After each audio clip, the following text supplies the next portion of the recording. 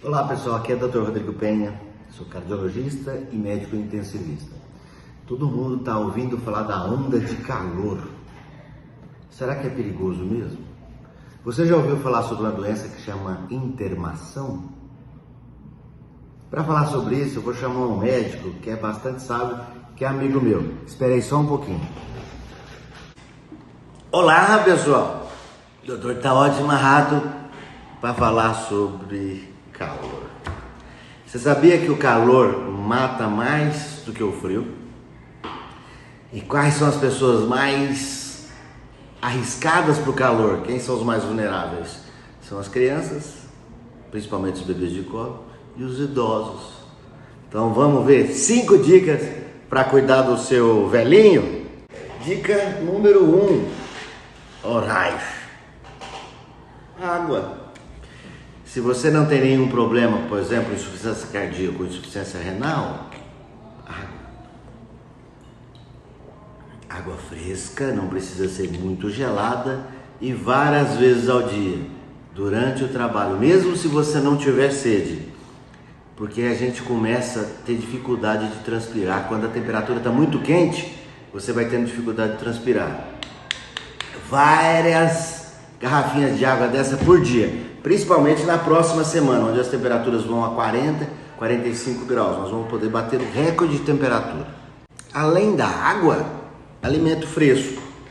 De manhã vai comer fruta, leva fruta, banana para o serviço, alimentos, a refeição com mais saladas, evitar alimentos com gordura e evitar alimentos que demorem a fazer digestão, principalmente as carnes. E aí, vou falar uma coisa que muita gente não vai gostar. Sabe o que não faz bem com o calor excessivo? Nem refrigerante e nem bebida alcoólica, porque o álcool demora a ser digerido. Então, para calores extremos, nada de refrigerante, nada de cerveja.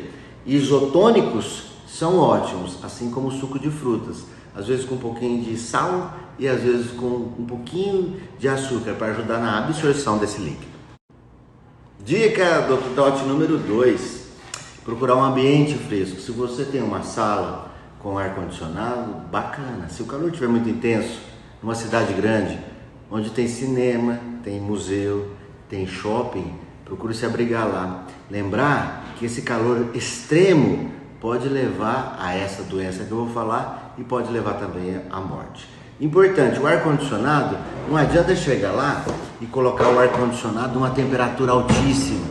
Coloque o ar-condicionado na temperatura de 21, 22 graus, porque o extremo de temperatura é muito ruim. Sair de um lugar muito calor para um lugar muito frio, e não adianta muito, porque gasta muita energia e não chega. Então, temperatura de casa, quem tem ar-condicionado, 22 graus. Ventilador, importante para circular o ar.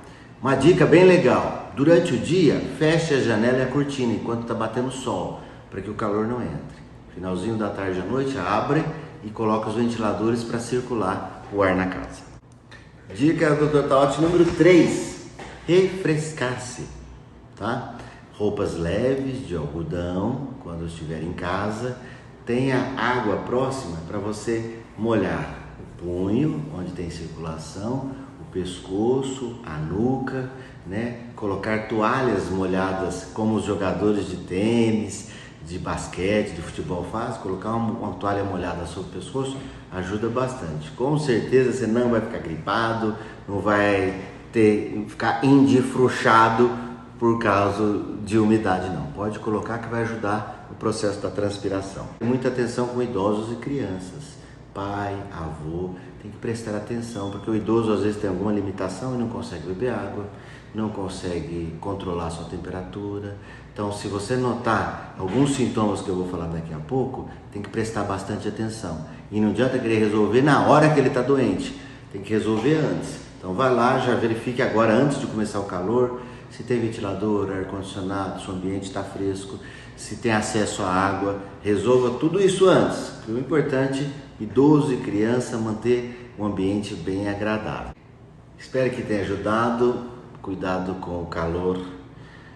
Cuide das pessoas que estão próximos, crianças e idosos.